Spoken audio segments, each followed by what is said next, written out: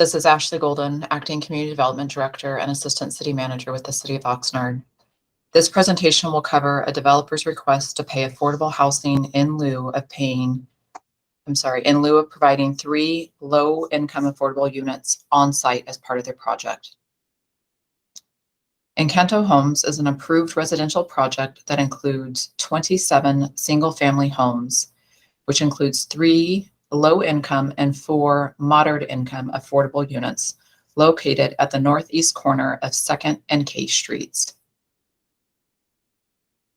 Although the community and city heard about this project in 2019, the developer was previously already actively negotiating with the Oxnard Union High School District for the purchase of the subject project prior to 2019. The project was approved by the Planning Commission in August and again in December of 2021 and by the City Council in January of 2022. Due to the changing market conditions and as allowed by Ordinance Number 2980, the developer is now requesting the payment of an in lieu fee in the amount of $473,000 instead of constructing the 3 required low-income units on site. As approved, the project complies with both the city's inclusionary housing ordinance and the density bonus standards.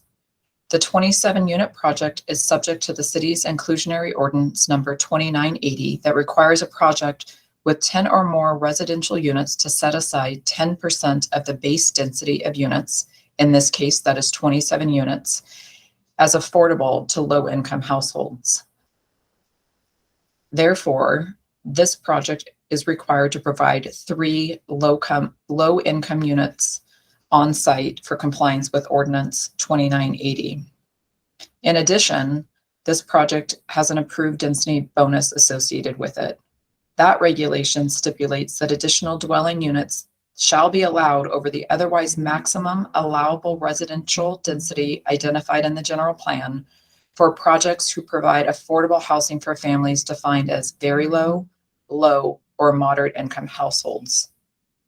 The approved density bonus for this project includes 3 concessions and a 23% density bonus increase above the base density of 22 units to result in the total 27 units.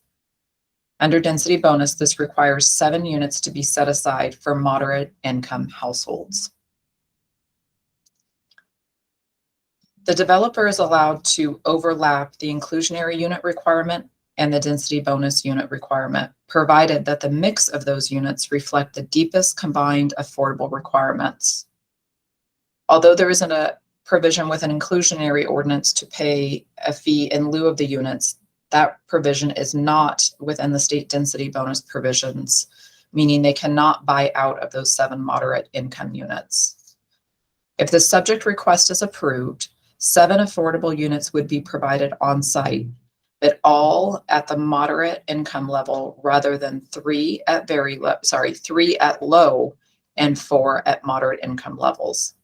In essence, this request, if approved, would require the developer to provide 7 moderate income units and pay an inclusionary ordinance in lieu fee in the amount of $473,000 for those 3 low income units. This is the equivalent value of 10 affordable units overall. In 2020, the City Council adopted affordable housing in lieu fees, which were to be phased in over a 3-year span starting on July 1, 2020.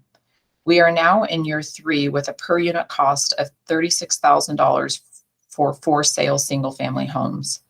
However, pursuant to Senate Bill 330, developers can freeze development fees and standards that are in place at the time an SB 330 application is received.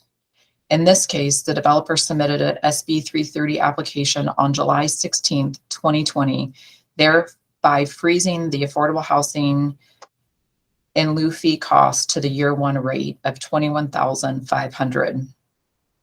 If approved, the developer would pay the affordable housing in lieu fee of $473,000. The applicant submitted a letter justifying the request for the affordable housing in lieu fee payment. Clearly, during the last 3 years, the world has changed drastically, primarily due to the COVID-19 pandemic. The developer's justification includes recent economic circumstances, including a looming recession, construction material supply chain issues, rising interest rates, and a general low consumer outlook, which has led to construction lending industry to either stop lending or greatly constrain their underwriting guidelines.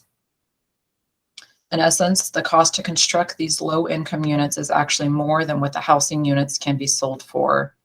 This deficit is created by the low-income units, impacts the appraised value of the project, making construction financing unviable.